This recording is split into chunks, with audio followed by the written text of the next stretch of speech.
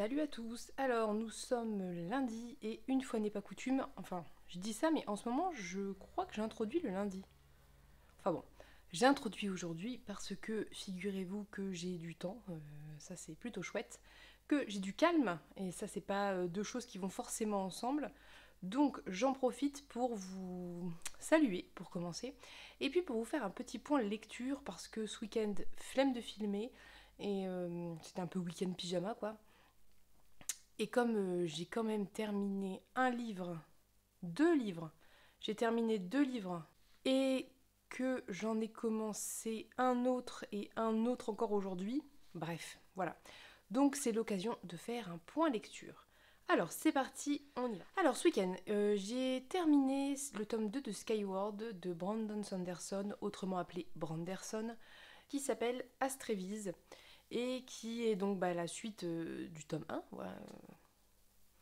Alors, qu'est-ce que je peux vous dire? Sur le résumé, pas grand-chose. Skyward, en gros, le tome 1 en tout cas, c'est on trouve en fait des humains, enfin on découvre des humains qui vivent sur une planète appelée Détritus, qui est une sorte de planète entourée de plaques de métal et qui est coupée du ciel en fait. Et ils voient très rarement le ciel.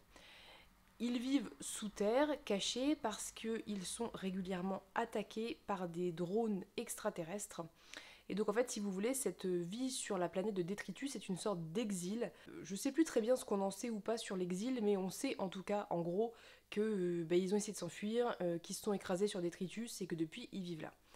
Il faut savoir que les humains, à ce moment-là, n'ont pas accès à une grosse technologie. Alors par rapport à nous, oui, mais par rapport à ce qu'ils avaient avant, en fait, ils ont beaucoup perdu parce qu'il y a eu beaucoup de morts pendant au moment du crash, parce qu'il y a eu beaucoup de savoirs qui ont été perdus, je sais plus comment, et ils se retrouvent un peu à se défendre. Ils ont quand même une espèce d'armée de pilotes, un petit peu à se défendre, mais c'est pas, voilà, c'est pas la folie non plus quoi. Et on va suivre le personnage de Spensa, qui est fille de pilote, qui aimerait devenir à son tour pilote depuis que son père est mort lors d'une mission contre les extraterrestres. Et ce que tout le monde lui dit depuis toujours, c'est que son père a trahi, qu'il s'est retourné contre ses amis, et du coup, vous imaginez bien que l'état-major de Détritus n'est pas fan à l'idée que la fille du traître devienne à son tour pilote, et il faut un petit peu tout pour lui mettre des bâtons dans les roues. Donc elle se dépatouille de tout ça pour quand même parvenir à ses fins et devenir pilote, et on va suivre donc d'une part sa formation, comment elle fait pour devoir apprendre, travailler deux fois plus fort que les autres parce qu'elle n'est pas une fille de quelqu'un, parce que, enfin si justement, elle est la fille de quelqu'un, mais quelqu'un qui est pas très bien vu quoi. Et on va découvrir un peu la société de Détritus, on va un petit peu découvrir la politique, on va, voilà, bref, et un peu les extraterrestres aussi, et ce qui se passe dans le ciel, quoi. Donc ça, c'est le résumé du tome 1. Le tome 2, c'est la suite de tout ça, parce qu'à la fin du tome 1, il y a de grosses révélations, et donc on continue sur cette lancée. Le tome 2, en fait, tout comme le tome 1, pour moi, c'est une bonne lecture, mais, il y a un mais. Le problème que j'ai, je pense, avec Skyward, c'est que c'est énormément de... Et vous allez me dire, c'est logique, hein, mais c'est énormément de combats spatiaux et que moi, c'est vraiment pas un truc que j'aime énormément, quoi. Et il y en a vraiment beaucoup, il y a beaucoup de moments de vol. Autant dans le tome 1, il y avait toute la formation qui était intéressante parce que c'est de la simulation et qu'il y avait beaucoup d'enjeux relationnels, autant là, j'ai trouvé qu'il y avait encore plus de combats dans l'espace et c'est vraiment pas mon délire. Je reconnais le talent de Sanderson pour décrire les combats. On arrive à visualiser, on y est en fait, hein. Mais c'est juste que déjà j'aime pas les batailles de base, mais alors les batailles spatiales c'est vraiment pas mon délire. Donc si vous voulez, et un peu comme dans le 1 je trouve, ça démarre bien.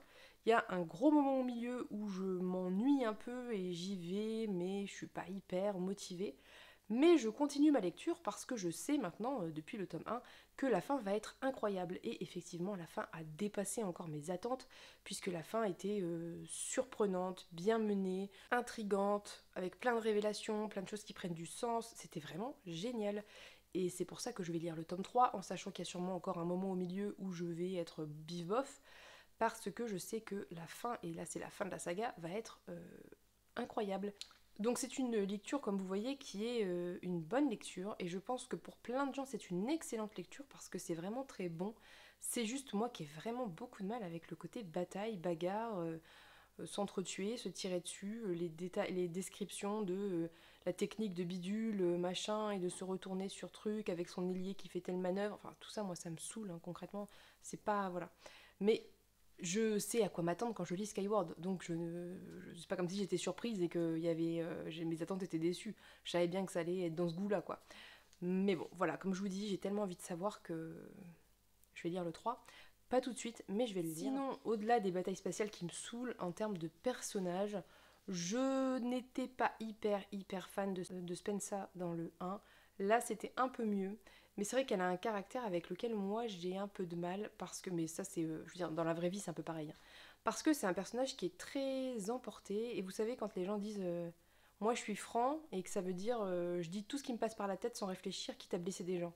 Ben elle est comme ça et ça c'est vraiment quelque chose avec lequel j'ai du mal. Je ne considère pas qu'être entier, en tout cas entier dans ce sens-là d'entier, soit une bonne chose.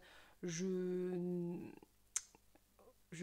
voilà, je pense que, et d'ailleurs c'est pour ça que j'adore Becky Chambers, je pense qu'il faut savoir se contrôler, il faut savoir apprendre à parler aux autres et arrêter de tout sortir tel quel, tel qu'on le pense, quitte à blesser tout le monde parce qu'on est entier. Ça me dérange beaucoup. Donc tout ce côté-là de Spensa ne me plaît pas trop. Après, elle a beaucoup d'autres qualités, elle fait des choses hyper intéressantes, c'est un personnage qui est au-delà de ça, très intéressant. Mais c'est vrai, et heureusement pour nous, dans le 2, elle est un petit peu moins comme ça parce qu'elle est obligée, de par l'intrigue, de se contrôler, d'apprendre à se taire et à prendre sur elle, et ça fait un peu du bien qu'elle apprenne à fermer sa bouche parfois. Voilà. Après, on en pense ce qu'on en veut. Chacun, voilà, c'est propre à chacun en fait. Hein. C'est juste moi qui aime bien les rapports, vous voyez, apaisés, doux, avec de la bienveillance. Voilà. Alors c'est pas qu'elle veut être méchante, c'est juste que c'est une grosse brute de décoffrage et que elle cherche pas Enfin voilà, dans le 2, justement, elle le dit, que en temps normal, elle aurait dit ça, mais là, elle est obligée de, et oui, ben oui, mais oui, oui, c'est bien. Apprends à te taire parfois, c'est une bonne chose. Je trouve que la plupart des autres personnages ne sont pas incroyables. Il y en a qu'on apprécie parce que ce sont des personnages sympathiques, mais très sincèrement, il y a peu de personnages franchement attachants et franchement développés. Même si le gros avantage du 2, c'est qu'on a de nouveaux personnages dont je ne vais pas parler, qui sont pour le coup très originaux et qui ouvrent sur d'autres réflexions que ceux du 1, qui étaient pour la plupart des ados ou des gens qui faisaient partie de l'armée, quoi. Voilà, je vous laisserai découvrir si ça vous intéresse. Sachez que je pense que pour toutes les personnes qui n'ont pas de mal avec la bagarre, qui n'ont pas de mal avec l'espace, ça doit être incroyable et j'aimerais vraiment, et d'ailleurs c'est pour ça que je persévère aussi, réussir à prendre un petit peu goût, alors aimer, je sais pas, mais prendre un petit peu goût à tout ça parce qu'il y a plein de trucs chouettes dans ces univers-là. Bref, du coup j'ai parlé hyper longtemps, mais vous allez me dire c'est le résumé de fin de lecture. Autre livre que j'ai terminé, donc nous avons terminé Piranèse de Susanna Clarke avec Pénélope. Ce livre est une catastrophe, dès qu'on fout les doigts dessus, il y a des grosses empreintes dégueulasses. Donc je l'ai nettoyé avant de vous le présenter parce que c'était scandaleux son état, mais soit.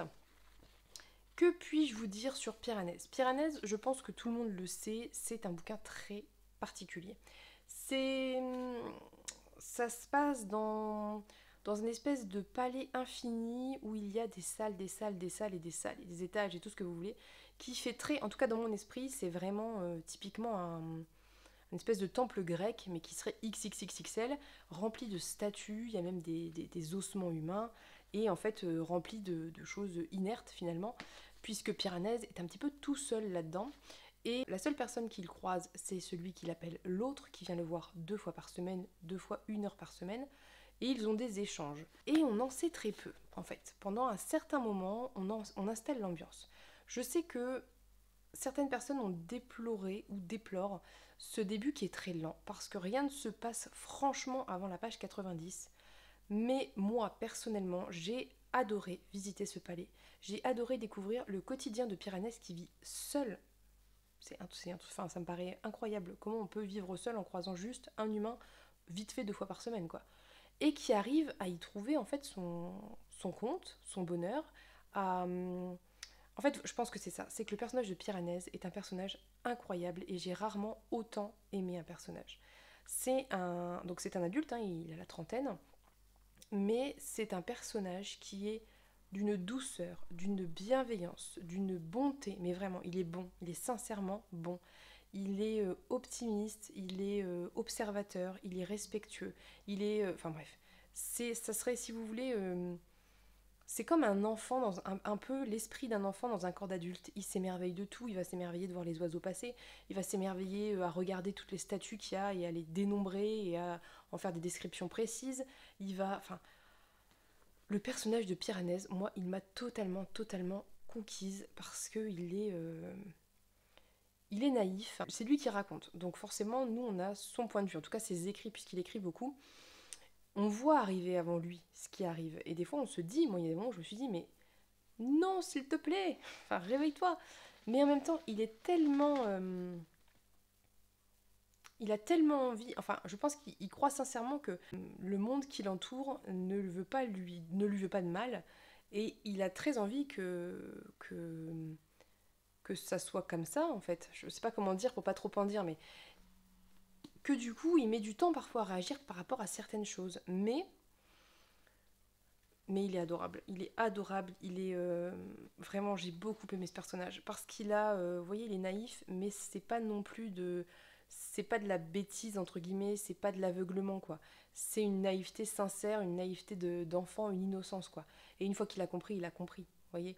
Bref, j'ai adoré le personnage. J'ai adoré tout ce qu'il y avait autour du palais, toutes les descriptions. J'ai adoré tout l'aspect marée, l'aspect description des marais, description de comment il vit là-dedans, les statues, enfin tout, même si c'est un peu glauque, hein, parce qu'il y a quand même des ossements humains, que c'est très silencieux, que ça a un côté un peu glauque, mais c'est, je saurais pas vous dire, c'est très particulier parce que d'un côté c'est un peu glauque, un peu sombre, et on n'aimerait pas forcément y être tout seul là-dedans, et en même temps on a la sensation que quand Piranèse dit que le palais lui veut du bien, c'est pas faux quoi, et que je saurais pas vous dire. C'est vraiment très particulier, c'est vraiment une ambiance à part entière. J'ai tellement aimé l'ambiance, tellement aimé l'univers, tellement aimé le personnage. Voilà. Concernant l'intrigue, je vais pas vous en parler parce que je pense qu'il faut le lire, c'est quand même court, ça se lit vite, donc voilà. Mais c'était intéressant, c'était très surprenant, c'était déstabilisant par moments. Moi je ne m'attendais pas du tout à ça en ouvrant le livre et même jusqu'à la partie 3, je pense, je m'attendais pas à ça. Mais c'était bien. Le seul petit défaut peut-être qu'on peut voir au final, c'est que effectivement, il y a une petite précipitation à la fin, et surtout, parce que à la limite, bon, mais surtout, je trouve qu'il y a des questions qui restent en suspens. Alors, je pense que c'est volontaire, parce que je pense que l'objectif de l'ouvrage, ce n'est pas de répondre à pourquoi, mais de nous montrer la finalité, en fait. C'est la finalité qui compte, et pourquoi on en arrive là, en fait, on s'en fout au final.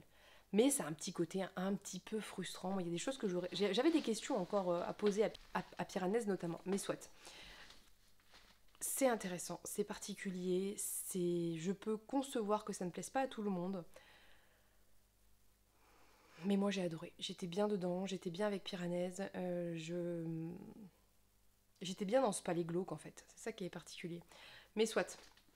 Du coup, si ce que vous aimez c'est les grosses intrigues, etc., c'est peut-être pas trop ça. Là, on est quand même beaucoup dans la construction de l'univers, le développement, le côté onirique, le côté métaphorique. C'est vraiment très très métaphorique comme livre, hein. On est vraiment dans une grosse métaphore, un petit peu à la Vita Nostra si vous voulez. Mais voilà, du coup, si ce qu'on aime c'est l'action, c'est sûr que bah, en même temps, je pense que rien qu'en lisant le résumé, on comprend que c'est pas un bouquin d'action quoi. Je sais pas, tentez-le, je peux pas vous garantir que vous allez l'aimer. Tentez-le, c'est bizarre, c'est particulier, c'est différent, c'est tout ce que vous voulez, mais moi j'ai adoré. Ensuite, j'ai attaqué ce week-end Circé de Madeline Miller, j'ai lu 200 pages. Je n'ai pas forcément besoin de raconter Circé, d'autant que en fait bah, c'est la mythologie réécrite.